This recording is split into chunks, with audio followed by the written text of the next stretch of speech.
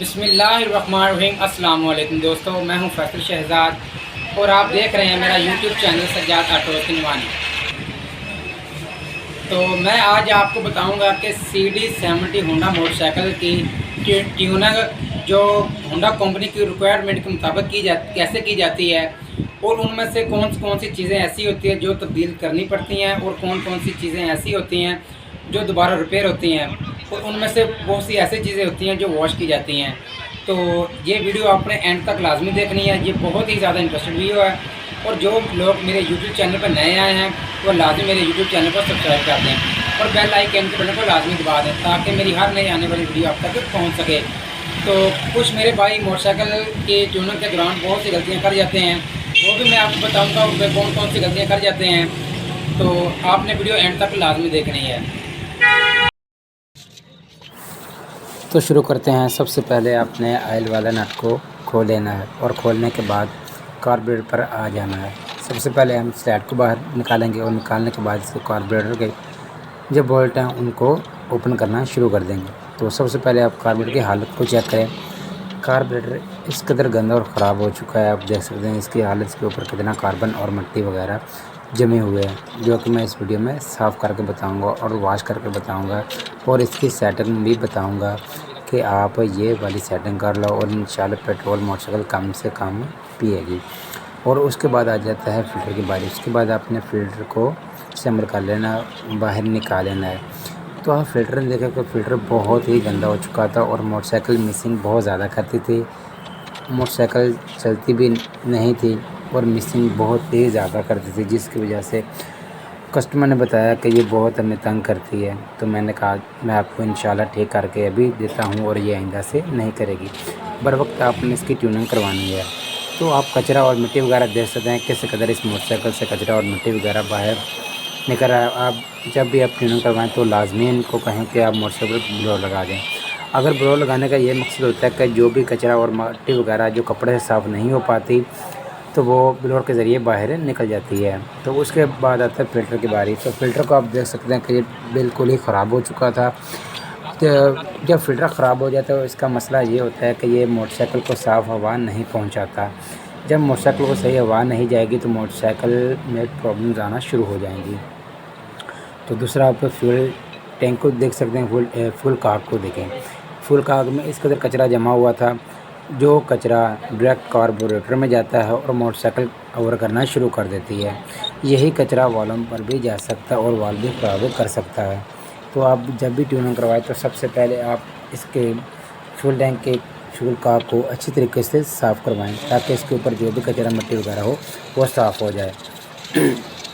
तो उसके बाद क्या करना है, कार्बोरेटर को अच्छी तरीके से वॉश करना है। वॉश करने के बाद आपको इसकी ये वाली सेटिंग में लाजमी बताऊंगा कि आप सिर्फ वो सेटिंग कर लें और मोटरसाइकिल का ओवरव्यू का मसला भी हल हो जाएगा और मोटरसाइकिल की पिक भी बढ़ जाएगी और मोटरसाइकिल पेट्रोल कम से कम यूज़ करेगी।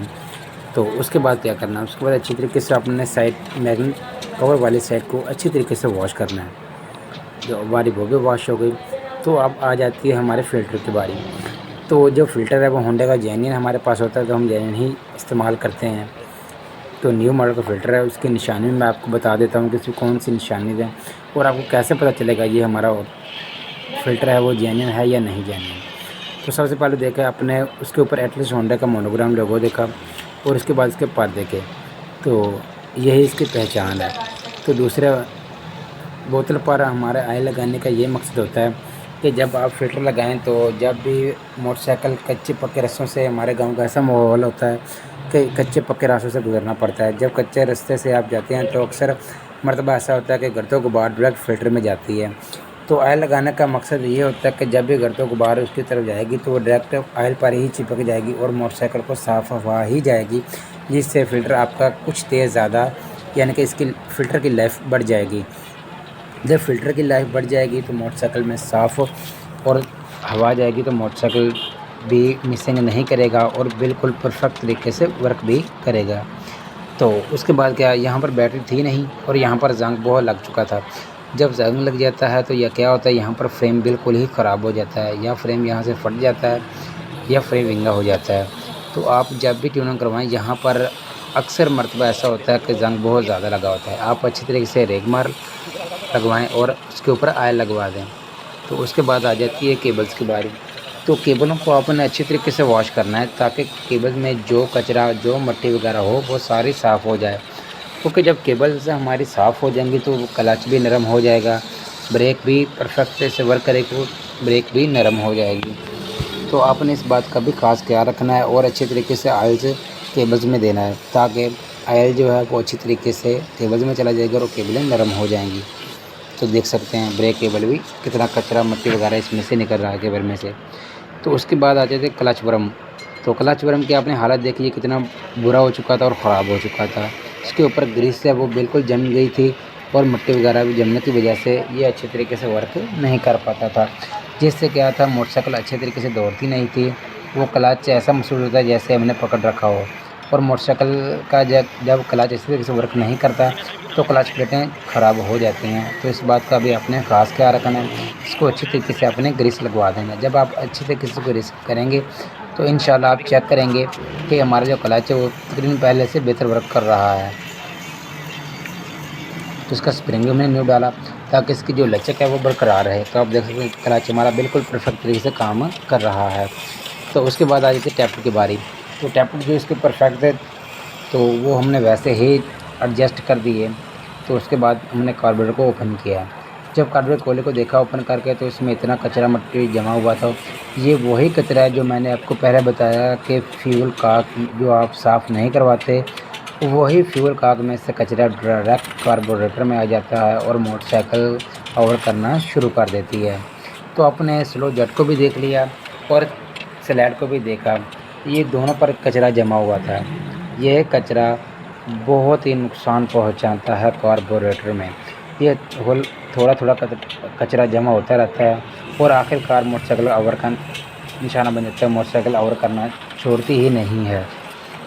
तो उसके बाद मैं आपको दिखाऊंगा कार्बोरेटर हमारा बिल्कुल परफेक्ट तरीके से हो चुका है।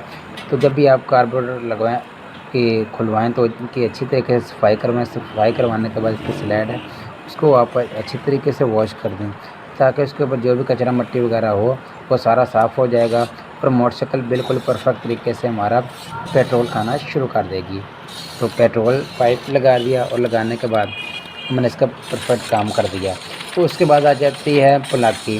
तो आपने देखा कि मैंने पहले फ्री किक लगाई थी। फ्री किक लगाने का ये मकसद होता है कि जो भी कचरा वगैरह जो भी मिट्टी वगैरह हेड पर हो वो सारी साफ़ हो जाती है। और प्लग होल्डर भी ख़राब था। प्लग होल्डर ख़राब क्यों था?